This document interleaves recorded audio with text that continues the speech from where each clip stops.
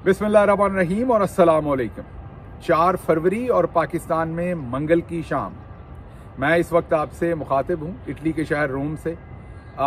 मेरा जो काम है उसमें अमूमी तौर पर तो बड़ा सख्त काम है, ट्रैवल बहुत होता है और अक्सर बड़ा बोरिंग काम है, क्योंकि वही पॉलिटिक्स, वही कमरे, वही राहदारियाँ, उसी तरह की काम। भले आप लॉबिंग कर रहे हैं, भले आप किसी से मिल रहे हैं, लेकिन कभी कभार खुशगवार दिन भी होता है, अच्छा काम होता है।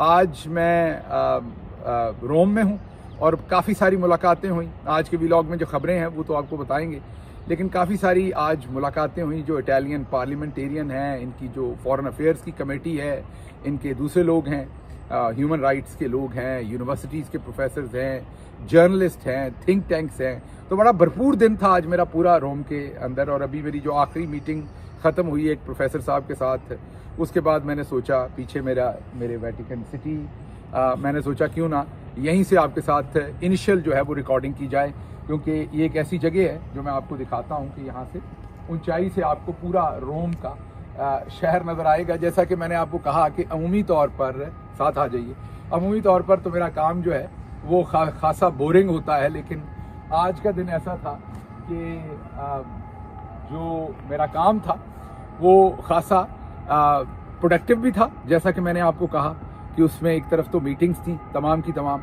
लेकिन उसके साथ साथ वो जो मीटिंग्स थी वो बहुत ही हिस्टोरिक बिल्डिंग्स में थी। फॉर एग्जांपल जो सेनेट है, जहाँ पर मेरी सेनेटर्स के साथ मीटिंग हुई रोम के अंदर, वो भी बहुत ही एक हिस्टोरिक बिल्डिंग है। और अगर आप ये देख सकें, थोड़ा सा आगे आ जाएं, अगर आप ये देख सकें, पीछे पूरा रोम का सिटी यहाँ से आपको नज़र आ रहा है। जब भी कभी रोम बहुत दफ़ा आना हुआ, ये पहली दफ़ा नहीं हूँ। जब यूनिवर्सिटी में प्रॉपरली मैं पढ़ाता था और जो इंटरनेशनल हमारा ऑफिस था स्टूडेंट्स के लिए, उसमें मुझे कई दफ़ा रोम आना हुआ मेरा। और रोम में जब भी आया ऐसा ही लगा कि एक तशनगी रह गई, क्योंकि इतनी बिल्डिंग्स हैं कि शायद इस शहर को सरसरी सा देखने के लिए भी आपको कम से कम 1 महीना दरकार होता है। तो जैसा मैंने आपको बता रहा था कि आज जो कुछ पाकिस्तान में जारी है और जो फस्तायत हो रही है, जो ह्यूमन राइट्स की वायलेशन हो रही है, जो डेमोक्रेसी के खिलाफ काम हो रहा है, जो फ्रीडम ऑफ स्पीच के खिलाफ काम हो रहा है, उस सब के ऊपर आज मेरी यहाँ पर, जैसे मैंने आपको बताया कि पार्लियामेंट गए सबसे पहले, तो वहाँ पर जो पार्लियामेंटेरियंस थे उन्होंने रिसीव किया। बहुत ही सीनियर यहाँ एक पार्लियामेंटेरियन है मिस्टर फसीनो, जो पहले फॉरेन मिनिस्टर भी रहे हैं इटली के, और बहुत ही ज़्यादा उनकी रिस्पेक्ट और ऑनर है इटली के अंदर।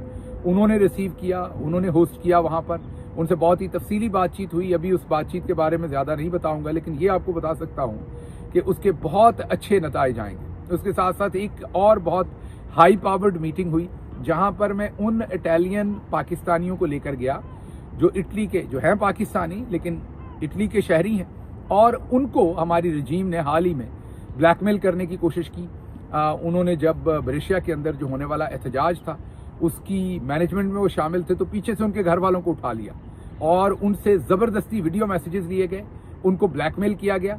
अब उन तमाम वीडियो मैसेज को दिखाया गया, साथ में विक्टिम्स को लेके भी गया। उस जिनके साथ मेरी मुलाकात हुई इटालियन अथॉरिटीज़ के साथ, उनके सामने वो विक्टिम्स को भी उनके जो स्टेटमेंट हैं वो भी रखी, उनके वीडियो मैसेजेस जो ज़बरदस्ती किए गए वो भी रखे, और उनको बताया कि ये किस तरीके से इनसे पीछे जो हमारे मिलिट्री लेड रजीम है इस टाइम, वो किस तरीके से लोगों को ब्लैकमेल कर रही है। और कसूर उनका सिर्फ ये है कि वो अमेरिका में या किसी और मुल्क में, और अभी हम क्योंकि इटली में खड़े हैं, तो इटली के अंदर ब्रेशिया में जो एहतजाज हो रहा था सिर्फ वो उसमें शामिल हो रहे थे, या उसकी जो मैनेजमेंट थी उसमें वो शामिल थे ऑर्गेनाइजेशन में, और उनको उसमें से बाज करवाने के लिए कि आप इसमें से हट जाइए, अगर आप नहीं हटेंगे तो आपके पीछे से जो घर वालों को अगवा किया है उनको नुकसान होगा। तो उन बेचारों को वीडियो मैसेजेस रिकॉर्ड करवाने पड़े। तो अब क्योंकि वो इटली में है और उनको यहाँ पर हरास किया गया, उनसे ज़बरदस्ती मैसेजेस इटली के अंदर से लिए गए, तो ये जाहिर है कि इटली की ज़मीन पर एक क्राइम सरजद हुआ है। तो आज ये एक बड़ी हौसला अफजा सारी की सारी बात आपके सामने मैं रख सकता हूँ कि इटली की वो जो अथॉरिटीज़ हैं वो अब इस चीज़ को मज़ीद देखना चाहती हैं, इस पर मज़ीद इन्वेस्टिगेट करना चाहती हैं, इसको आगे लेकर चलेंगी। और हो सकता है यूरोपीय यूनियन में हम ऐसे लोगों के खिलाफ केसेस दर्ज करवाने में कामयाब हो जाएं जिन्होंने इटली के ये जो शहरी थे जिनके साथ ये सब कुछ किया और उनसे ज़बरदस्ती पैगामात रिकॉर्ड करवाए, पीछे से उनके घर वालों को अगवा करके। तो ये जो अगवा किया गया, सारा जुर्म किया गया, और यूरोपीय यूनियन के शहरियों के ऊपर ये जुल्म किया गया while they are in Europe, और पीछे से उन्हें हरासमेंट की गई। इसके अब ऑफ कोर्स जिन्होंने भी किया है उनके लिए कॉन्सिक्वेंसेज होंगे। तो उसके अलावा मैंने जैसे आपको कहा कि सेनेट भी जाना हुआ, इटालियन पार्लियामेंट में भी जाना हुआ, इटालियन जर्नलिस्टों के साथ भी मुलाकात हुई, और भी कल भी कुछ मुलाकातें हैं। तो मकसद एक ही है यहाँ पर कि तमाम की तमाम जो फस्तायत हो रही है उसको बेनकाब किया जाए। जो पाकिस्तान के अंदर हाल ही में आपने देखा 26 नवंबर को जैसे कत्लो गारत हुई है, उसके ऊपर बातचीत की जाए। एक थिंक टैंक के साथ भी बात हुई है, वो भी चाहते हैं कि ये जो सब कुछ हुआ है इसको यूरोपीय यूनियन का जो एक हायर लेवल की जो एक डेलीगेशन है वो इसके ऊपर मुरतब किया जाए, और इन तमाम चीज़ों का जायज़ा लिया जाए कि पाकिस्तान के अंदर जो है भले वो इसको इन्वेस्टिगेट करें या एक वफ्द पाकिस्तान जाए आने वाले दिनों में, जाहिर है इस पर कंटेम्पलेशन होगी, वो अपना देखेंगे कि वो क्या कर सकते हैं। हमने तो उनसे रिक्वेस्ट की है कि एक डेलीगेशन जाए और देखे कि वहाँ पर ह्यूमन राइट्स की वायलेशन किन्होंने की है, किस तरह से की है, और इसकी एक ओपन इंक्वायरी जो है वो होनी चाहिए कि पाकिस्तान के अंदर पाकिस्तानियों के साथ ये सब कुछ क्या किया जा रहा है। अच्छा जी, अब चलते हैं अगली खबर की तरफ, मतलब कि पाकिस्तान में क्या हो रहा है। रोम में मैंने क्या किया सारा दिन वो तो आपके सामने रख दिया। जो मीटिंग्स थी पार्लियामेंटेरियंस के साथ, सेनेटर्स के साथ, जर्नलिस्टों के साथ, वो सब कुछ तो मैंने आपके सामने रखा। और जो कुछ यहाँ से होगा या दूसरे जो यूरोपीय यूनियन के कैपिटल्स हैं उनके अंदर भी बातचीत करेंगे, और जो कुछ भी यहाँ से बन पड़ा वो आपके सामने रखेंगे। लेकिन अब चलते हैं कि पाकिस्तान में क्या हो रहा है। पाकिस्तान से जो पहली खबर आपके सामने रखनी है वो आज अस्करी ज़राए ने अस्करी ज़राए जाहिर है ISPR ने आज पाकिस्तान के टेलीविजन पर एक अनोखी खबर चलवाई है। इमरान खान ने तो कहा था नून लीग के लिए कि एक तो ये पढ़े लिखे नहीं और कोशिश नहीं करते। अब मैं ये तो बिल्कुल नहीं कह सकता कि ISPR में बैठे लोग पढ़े लिखे नहीं, क्योंकि अगर मैं ये कहूँगा तो गलत होगा। पढ़े लिखे तो हैं वो, जाहिर है, लेकिन बयान उन्होंने जो टेलीविजन पर दिलवाया है उससे यही लग रहा है कि किसी नून लीग ने जैसे बयान दिलवाया हो। अब मैं आपको बयान बताऊंगा तो आपका हासा ही निकल जाएगा। अस्करी ज़राए ने आज पाकिस्तान के टेलीविजन पर यह बयान चलवाया है कि इमरान खान का खत तो हमें मिला ही नहीं। इमरान खान ने ओपन लेटर लिखा, जिसे उर्दू में कहते हैं खुला खत। अब जो खुला खत होता है उसका मकसद ही ये होता है कि अगर वो किसी वजह से किसी को ना पहुंचे तो पूरी दुनिया तक पहुंचे और पूरी दुनिया उनको पहुंचा दे कि हजूर ये है आपके नाम जो खत है। अब जब इमरान खान ने ये खत लिखा और इसे खुला खत करार दे दिया, ओपन लेटर करार दे दिया। ओपन लेटर का मकसद ही ये होता है कि वो जरूरी नहीं कि आपने पोस्ट के थ्रू किसी को भेजना है, वो आप पूरी पब्लिक के नाम रख देते हैं, और जब पूरी पब्लिक पढ़ लेती है, अखबारों में छप जाता है, टेलीविजन पर आ जाता है, तो वो वही खत होता है, वो आपने बाई हैंड जाके देना नहीं होता। लेकिन मैंने जैसे कहा कि अब वही बात सादक आ रही है यहाँ कि एक तो पढ़े लिखे नहीं है और ऊपर से कोशिश नहीं करते। अब इमरान खान का जो ट्विटर अकाउंट है उस पर भी वो खुला खत पड़ा है, और उस खुले खत पर तमाम जर्नैली और नून लीगी मीडिया के जो लोग हैं वो भी तबसरा कर चुके हैं। लेकिन इंटरेस्टिंगली आज अस्करी सिक्योरिटी ज़राए, अच्छा अस्करी ज़राए भी अब नहीं इस्तेमाल किए जाते, अब ये एक नई टर्म है। शायद शर्म आती है हमारे DG ISPR साहब की जो टीम है, उनका दिल नहीं करता खबर को ऑन करने को, लेकिन फिर प्रोपेगेंडा चलवाना भी है। तो आजकल ये नई टर्म आई है, सिक्योरिटी ज़राए ने दावा किया है। अब सिक्योरिटी ज़राए ने क्या दावा किया है? सिक्योरिटी ज़राए ने यह कहा है कि जी इमरान खान का खत एक तो हमें मिला नहीं, मिले भी तो हमें पढ़ने का कोई हमारा इंटरेस्ट नहीं है, हम कोई ख़ास इसके ऊपर इंटरेस्ट नहीं रखते कि इमरान खान अगर हमें ख़त लिखेंगे तो हम उसे पढ़ेंगे। अच्छा, अब इमरान खान को तो इंटरेस्ट है कि आप पढ़ें खत, आपको शायद ना हो, क्योंकि इमरान खान का इंटरेस्ट है अपने मुल्क में और अपनी मुल्क की फ़ौज में। इमरान खान का इंटरेस्ट है कि फ़ौज और जो अवाम है उनके दरमियान खलीज ना हो। इमरान खान का इंटरेस्ट है कि फ़ौज की बदनामी ना हो। इमरान खान का इंटरेस्ट है कि फ़ौज कमज़ोर ना हो किसी तरह से भी। इसलिए इमरान खान ने खुला खत लिखा। उस खुले खत को जर्नैली मीडिया शुरू में तो ये कहता रहा कि इमरान खान जो है वो माफिया मांग रहे हैं, इल्तिजा कर रहे हैं कि हमारे साथ मुज़ाकरात करें। फिर याद आया कि ओहो ये तो काम ख़राब हो गया।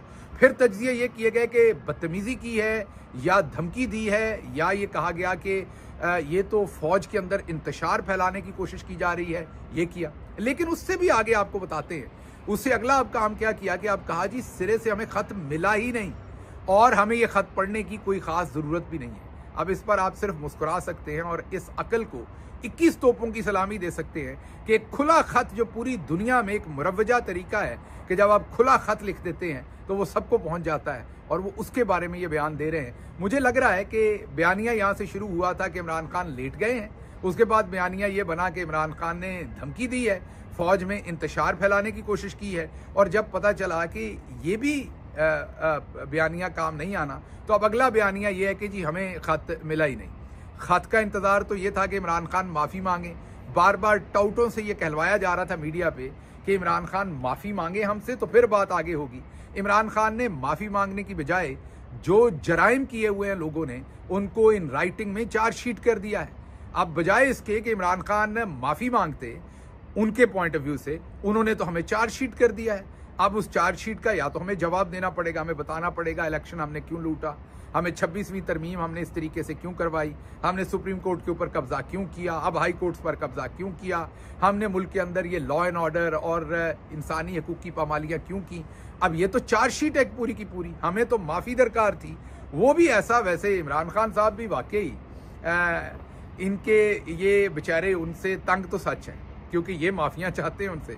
वो माफ़ियाँ मंगवाने की बजाय कहते हैं कि आप लोग वापस बैरक जाएं, अपने आइन के, पाकिस्तान के आइन के तहत जो आपका रोल है वो अदा करें, और जो आपने गलतियां की हैं उस पर आप पशेमानी का इजहार करें, और हमारी फौज को भी बचाएं और हमारे मुल्क को भी बचाएं। तो अब ये तो लेने के देने पड़ गए। तो एक तो खबर ये थी कि हमें खत मिला ही नहीं। अब अगली खबर क्या है, इसी से फिर मैं व्लॉग खत्म करता हूँ। अगली खबर ये है कि अब राणा सनाउल्लाह साहब ने बयान ठोका है, और उन्होंने ये कहा है कि शहबाज गिल का बयान, जी हाँ, शहबाज गिल का बयान और इमरान खान का खत दोनों एक ही चीज़ है। अब आप सोच रहे होंगे शहबाज गिल का कौन सा बयान है भाई, ये कोई नया किसी व्लॉग में बयान है या किसी नई जगह पर है? नहीं नहीं, ऐसा नहीं है। शहबाज गिल के बयान की बात हो रही है, जो बयान मेरे एक टेलीविजन इंटरव्यू के अंदर से लिया गया था, जिसमें मैंने ये कहा था, और जो सुप्रीम कोर्ट ऑफ पाकिस्तान का असल में फैसला है अनीता तुराब केस में और air marshal Asghar Khan case, दो केसेस में सुप्रीम कोर्ट ऑफ पाकिस्तान ने वो फैसला दिया है। और वो फैसला ये है कि पाकिस्तान के टैक्स पेयर्स के पैसे से तनख्वाह लेने वाला कोई भी सरकारी एहलकार, उसमें वो सिविलियन हो, फौजी हो, जज हो, कोई भी, वो गैर कानूनी अहकामात नहीं मानेगा, गैर आइनी अहकामात नहीं मानेगा।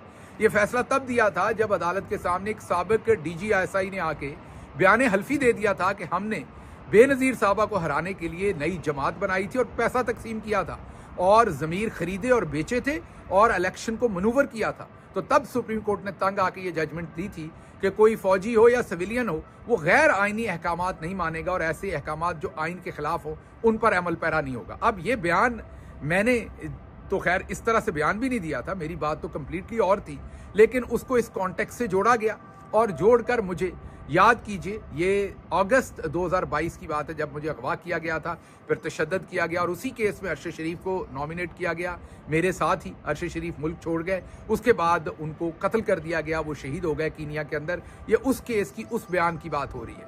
अब राणा सनाउल्लाह ये कह रहे हैं कि शहबाज गिल का वो जो बयान था और अब जो इमरान खान का खत है, ये एक ही चीज़ है, और इन उस बयान का और इस खत का एक ही मकसद है कि फौज में इंतशार फैले और अवाम और फौज जो है वो एक दूसरे से दूर हो। अब हमें ये समझ नहीं कि शहबाज गिल का बयान या इमरान खान का जो खत है वो तो आईने पाकिस्तान के मुताबिक है, वो तो अनीता तुराब और एयर मार्शल असगर खान पर जो सुप्रीम कोर्ट के केसेस हैं उनके मुताबिक है। तो फौज और अवाम में दूरी हमारे बयानों से, मेरे बयान या इमरान खान साहब के खत से आनी है, या फौज में और अवाम से दूरी जो सब कुछ ये किया जा रहा है फौज के नाम पर, चंद अफराद कर रहे हैं, जो 26 नवंबर को डी चौक में हुआ है, दूसरी जगहों पर हो रहा है, उससे आ रहा है। और इमरान खान साहब के खत ने इसी तरफ तवज्जो दिलाई है कि ये काम जो है ये बंद कर दिया जाए। तीसरी खबर जो आखिरी आपके सामने रखता हूं वो इस्लामाबाद हाई कोर्ट से है। इस्लामाबाद हाई कोर्ट के 5 जजेस ने अपनी रिप्रेजेंटेशन भेजी है, जस्टिस मोहसिन अख्तर कियानी और उनके साथ दूसरे 4 जजेस ने। अब जस्टिस आमिर फारूक जो चीफ जस्टिस है इस्लामाबाद हाई कोर्ट के, उनको अपनी रिप्रेजेंटेशन भेजी है, जिसमें उन्होंने ये जो सरफराज डोगर साहब को और दूसरे जजेस को ला के बाहर से लाहौर हाई कोर्ट से एकदम अपना जस्टिस कियानी से और दूसरे जजेस से उन्हें सीनियर बना दिया एकदम से।